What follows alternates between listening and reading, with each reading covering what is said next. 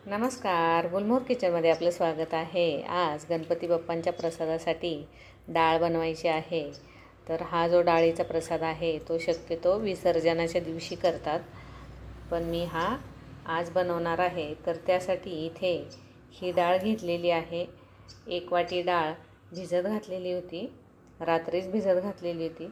तर आता ही स्वच्छ 2 ते 3 पाण्यामध्ये धुवून घ्यायची आहे, म्हणजे तिचा उग्र वास जो असतो तो थोडा कमी व्हायला मदत होते।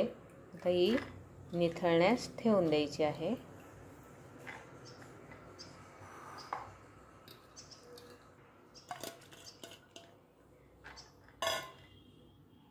डाळ निथळेपर्यंत इथे 1 कणीस घ्यायचा आहे। आता हे स्वीट कॉर्न मी घेतलेला आहे, त्याचे 2 तुकडे केलेले आहेत आणि आता हे किसून घ्यायचे आहे।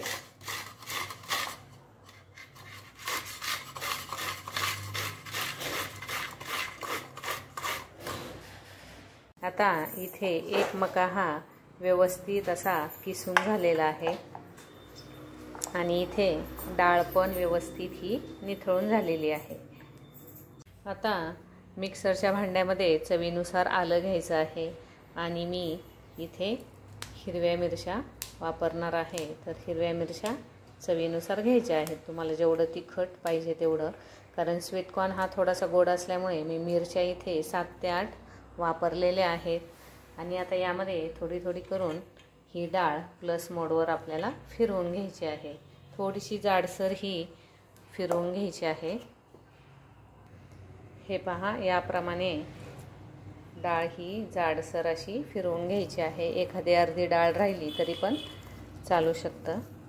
तर आता हे जे वाटण आहे ते आपण किसलेल्या मक्यामध्येच घालणार आहोत। तर आता इथे या पद्धतीनेच सर्व डाळ ही मिक्सरमधून जाडसर वाटून घ्यायची आहे, पाणी घालायचं नाही आहे त्यामध्ये। इथे आता याप्रमाणे सर्व डाळ ही दळून झालेली आहे मिक्सरमध्ये।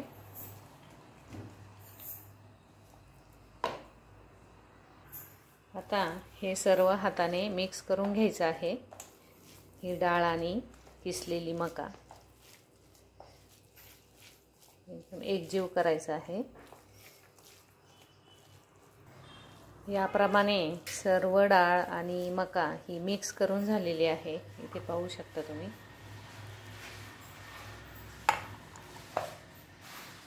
डाळ आता फोडणीला घालायची आहे। तर त्यामध्ये आता मी इथे तेल घालणार आहे, 2.5 पळे हे तेल घालायचे। डाळीचा प्रसाद बनवण्यासाठी थोडंसं तेल हे जास्त लागतं, तरी पण मी इथे 2.5 पळे हे तेल घातलेलं आहे। तेल तापल्यानंतर सुरुवातीला 1 चमचा मोहरी घालायची आहे। मोहरी थोडीशी जास्त घालायची आहे, छान लागते चवीला। मोहरीनंतर जिरे घालायचे आहेत, नंतर हिंग घालायचं आहे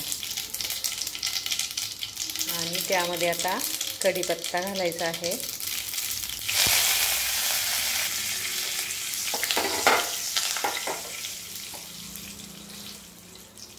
आणि आता भरपूर अशी हळद घालायची आहे। मस्त अशी फोडणी बसलेली आहे आणि आता हे जे मिश्रण आहे ते यामध्ये घालायचं आहे।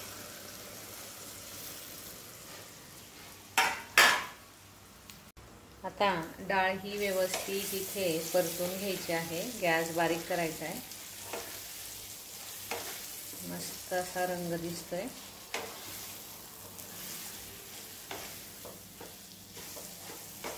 व्यवस्थित अशी हलवून घ्यायची आहे।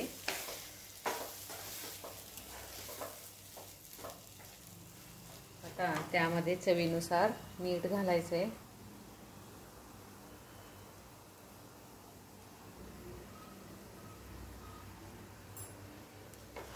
मीठ घातल्यानंतर परत एकदा परतून घ्यायचं आहे। आता यामध्ये स्वीट कॉर्न हा जरा गोडसर असतो, त्यामुळे यामध्ये साखर घालायची अजिबात गरज नाही, नाहीतर चवीपुरती साखर पण यामध्ये घातली की खूप छान अशी टेस्ट येते, नुसती डाळ असेल तर।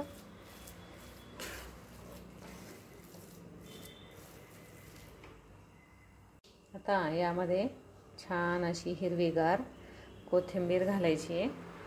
त्यानंतर किसलेलं सुकं खोबरं. आता तुमच्याकडे जर ओलं खोबरं असेल तरीही तुम्ही इथे घालू शकता, त्याचीही चव खूप छान येते यामध्ये.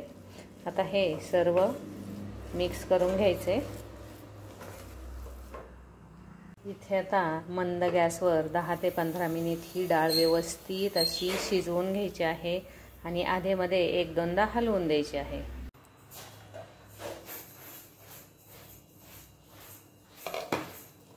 मस्त अशी ही डाळ वाफली गेलेली आहे. आता मी ही पहिल्यांदाच हलवत आहे, म्हणजे सुरुवातीला.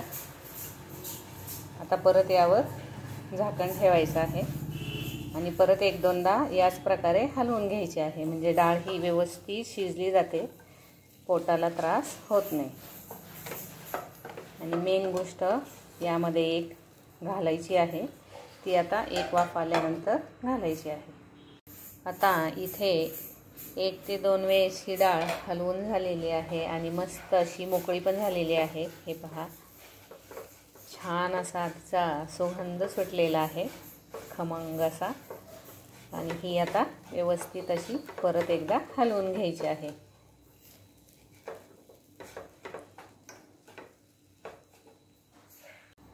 डाळ शिजवून झाल्यानंतर त्यामध्ये अर्ध लिंबू हे पिळून घ्यायचं आहे. खूप छान अशी याला लिंबामुळे टेस्ट येते.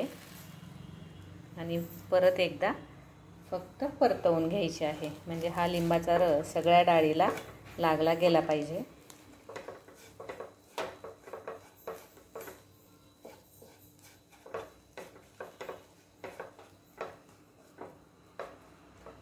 इथे मस्त अशी ही डाळ तयार झालेली आहे. आता इथे गॅस हा बंद करायचा आहे. हे पहा, एकदम छान अशी ही हरभरा डाळ घालून केलेला जो प्रसाद आहे, एकदम मस्त असा झालेला आहे. हे पहा, किती छान असा रंग या डाळीला आलेला आहे. कारण मक्याचा पण पिवळाच रंग आहे आणि डाळीचा पण पिवळाच रंग. त्यात प्लस हळद घातलेली असते, कोथिंबीरही घातलेली असते, त्यामुळे अधिकच ही डाळ छान दिसते. हा व्हिडिओ तुम्हाला जर आवडला असेल तर लाईक, शेअर, कमेंट आणि सबस्क्राईब करायला विसरू नका. आणि गणपती बाप्पांसाठी एकदा तरी ही डाळ नक्की बनवा.